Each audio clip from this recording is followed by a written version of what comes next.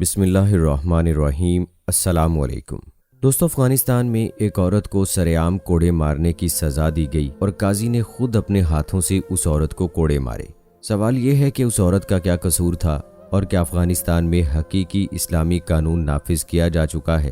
آج کی اس ویڈیو میں ہم آپ کو ایک افغانی عورت کا واقعہ بتائیں گے جسے سن کر آپ حیران رہ جائیں گے، لہٰذا ویڈیو کو آخر تک ضرور دیکھیے گا۔ ویڈیو میں آگے بڑھنے سے پہلے آپ سب سے گزارش ہے کہ اگر آپ نے ابھی تک ہمارا چینل سبسکرائب نہیں کیا تو ابھی کر لیں، ساتھ میں بیل آئیکن کو پریس کر دیں تاکہ آنے والی تمام ویڈیوز کا نوٹیفیکیشن آپ کو وقت پر ملتا رہے۔ ویڈیو کو لائک کریں، شیئر کریں اپنے دوستوں کے ساتھ اور نیچے دیے گئے کمنٹ باکس میں اپنی رائے کا اظہار لازمی کیجیے۔ دوستو، جیسا کہ آپ جانتے ہیں کہ اس وقت افغانستان میں طالبان کی حکومت ہے اور وہاں امن قائم ہو چکا ہے، جبکہ طالبان نے حکومت کے قیام کے ساتھ ہی یہ اعلان کیا تھا کہ وہ اپنے ملک میں اسلام کا قانون نافذ کریں گے، جس کی ایک مثال گزشتہ روز دیکھنے میں آئی کہ جب ایک عورت کو افغانستان کے عدالتی نظام کی طرف سے مجمع کے سامنے کوڑے مارنے کی سزا سنائی گئی، اور یہ خبر پوری دنیا میں وائرل ہوئی کہ سعودی عرب کی طرح اب افغانستان میں بھی اسلامی قانون کا نفاذ کیا جا رہا ہے، اور یہی وجہ ہے کہ کفار خوفزدہ ہیں کہ کہیں دیگر اسلامی ممالک بھی اسلامی قوانین پر عمل پیرا نہ ہو جائیں۔ سوال یہ پیدا ہوتا ہے کہ اس افغانی عورت کو کوڑے مارنے کی سزا کیوں سنائی گئی؟ دوستو، دراصل یہ واقعہ دائمہ بی بی کا ہے، جو افغانستان کی رہائشی ہیں اور اس کی عمر 40 برس بتائی جاتی ہے۔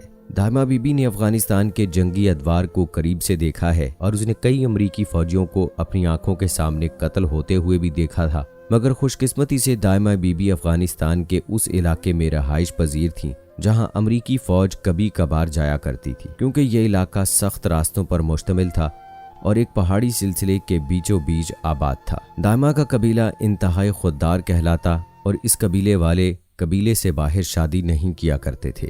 یہی وجہ تھی کہ دائمہ کی شادی بھی قبیلے کے ہی ایک لڑکے سے کر دی گئی۔ یوں دائمہ اپنے شوہر کے ساتھ زندگی گزارنے لگی۔ جب امریکی فوج کا افغانستان کے ساتھ انحراف ہوا اور طالبان برسر اقتدار آئے تو طالبان نے شہروں سے دور بسنے والے افغانی باشندوں کو شہروں میں آ کر بسنے کا حکم دیا، کیونکہ طالبان چاہتے تھے کہ سب سے پہلے شہروں کو آباد کیا جائے، کیونکہ امریکہ جنگ کے دوران افغانستان کے سبھی شہر نہ صرف تباہ ہوئے بلکہ ویران بھی ہو گئے۔ اسی نقطے کو سامنے رکھتے ہوئے طالبان حکومت نے یہ فیصلہ کیا کہ دیہاتوں میں بسنے والے افغانیوں کو شہر میں بسایا جائے۔ دوستو، یہ حکم ملتے ہی دائمہ بی بی کا قبیلہ بھی ہجرت کر کے کابل شہر سے منسلک ایک اور شہر میں آ کر آباد ہو گیا۔ یہاں افغانستان کے دیگر دیہاتی علاقوں کے قبیلے بھی آ کر آباد ہو رہے تھے۔ یوں ان قبیلوں کا آپس میں میل جول بڑھنے لگا۔ کچھ دن گزرے تو دائمہ کی ملاقات ایک دوسرے قبیلے کے لڑکے سے ہوئی اور ملاقاتوں کا یہ سلسلہ قربتوں میں بدلنے لگا۔ دائمہ شادی شدہ ہونے کے باوجود اس لڑکے سے تنہائی میں ملتی اور یہ دونوں خوش گپیاں ہانکتے رہتے۔ ایک دن ان دونوں پر شیطان حاوی ہوا اور یہ زنا کر بیٹھے، تاہم یہ خبر کسی کو نہ ہوئی اور کئی مہینوں تک یہ دونوں اس گناہ میں مبتلا رہے۔ ایک دن دائمہ کا شوہر کام سے جلدی گھر واپس آ گیا اور جو منظر اس نے دیکھا وہ ناقابل یقین تھا، کیونکہ دائمہ اور اس کا عاشق قابل اعتراض حالت میں پائے گئے، جس پر دائمہ کا شوہر غصے سے پاگل ہو گیا۔ اس نے سب سے پہلے دائمہ بی بی کو تشدد کا نشانہ بنایا اور پھر معاملہ عدالت میں جا پہنچا۔ تمام ثبوتوں اور شواہد کے بعد جب یہ ثابت ہو گیا کہ دائمہ نے واقعی گناہ کیا ہے تو اسے کوڑے مارنے کی سزا سنائی گئی، کیونکہ افغانستان میں اس وقت زنا کی سزا کوڑے مارنا مقرر کی گئی ہے۔ یہی وجہ ہے کہ پورے خاندان کے سامنے دائمہ بی بی کو کوڑے مارے گئے۔ اسلامی روایات کے مطابق نکاح کے بغیر کسی مرد و عورت کا مباشرت کرنا زنا کہلاتا ہے، خواہ وہ طرفین کی اجازت سے ہی کیوں نہ ہو۔ میاں بیوی کے علاوہ کسی مرد و عورت کا ایک دوسرے کو شہوت کی نظر سے دیکھنا یا ایک دوسرے سے جنسی شہوت کی بات چیت کرنا یا ایک دوسرے کا تنہائی میں ملنا یا ایک دوسرے کو چھونا یا بوسہ لینا بھی حرام ہے۔ ان افعال کو سارے نبیوں کے سردار حضور نبی اکرم صلی اللہ علیہ وآلہ وسلم نے زنا کی اقسام قرار دیا، اگرچہ ان افعال کی وہ سخت سزا نہیں ہے جو اصل زنا کی ہے۔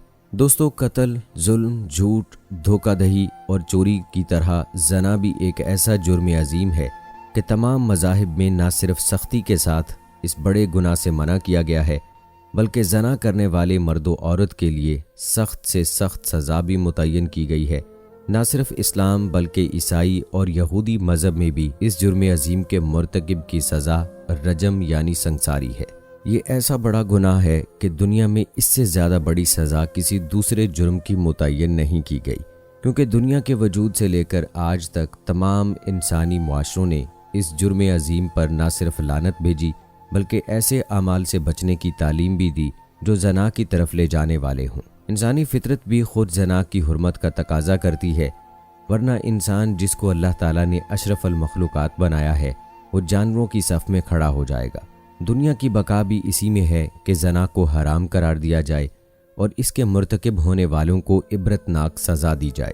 تمام چرند پرند اور اللہ کی دیگر مخلوقات پر حکومت کرنے والا انسان محض جنسی شہوت کو پورا کرنے کے لیے دنیاوی زندگی گزارنے لگے کہ جب جہاں اور جس سے چاہا لطف اندوز ہو گیا تو انسانی تمدن ہی ختم ہو جائے گا، کیونکہ مرد و عورت میں نکاح کے عمل کے بعد صحبت کے نتیجے میں اللہ تعالیٰ کے حکم سے اولاد پیدا ہوتی ہے۔ ماں باپ اسے اپنی اولاد اور مستقبل کا سہارا سمجھ کر ان کے لیے تمام دشواریوں اور پریشانیوں کو برداشت کرتے ہیں، ان کی تعلیم و تربیت کا انتظام کرتے ہیں۔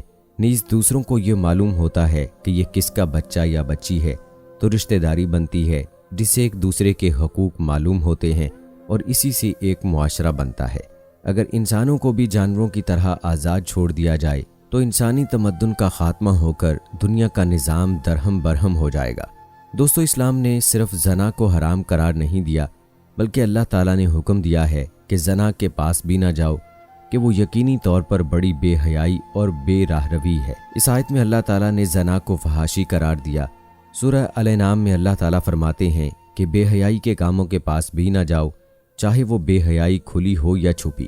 اس طرح سورہ الاعراف میں اللہ تعالیٰ فحاشی یعنی بے حیائی کے کاموں کو حرام قرار دیتے ہوئے ارشاد فرماتے ہیں کہ کہہ دو میرے رب نے تو بے حیائی کے کاموں کو حرام قرار دیا ہے، چاہے وہ بے حیائی کھلی ہو یا چھپی۔ اسی طرح احادیث میں بھی زنا سے بچنے کی ترغیب دی گئی ہے۔ نبی کریم صلی اللہ علیہ وآلہ وسلم نے ارشاد فرمایا، قیامت کی شرطوں میں سے یہ ہے کہ علم اٹھ جائے گا، جہالت پھیل جائے گی، شراب پی جانے لگے گی اور زنا پھیل جائے گا۔ ایک اور مقام پر نبی کریم صلی اللہ علیہ وآلہ وسلم نے ارشاد فرمایا، بندہ جب زنا کرتا ہے تو مومن رہتے ہوئے وہ زنا نہیں کرتا، یعنی ایمان کی نعمت اس وقت چھین لی جاتی ہے، یا ایمان کا تقاضا یہ ہے کہ کوئی بھی مومن شخص زنا نہ کرے، یا وہ شخص کامل مومن ہی نہیں جو زنا کرتا ہے۔ آخر میں دعا ہے کہ اللہ تعالی ہمارے ہر برے اور حرام کام سے بچنے کی توفیق دے، آمین یا رب العالمین۔ تو دوستو، یہ تھی ہماری آج کی ویڈیو۔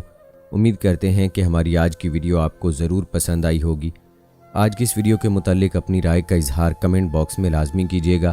ملتے ہیں اگلی ویڈیو میں، تب تک کے لیے مجھے اجازت دیں، فی امان اللہ۔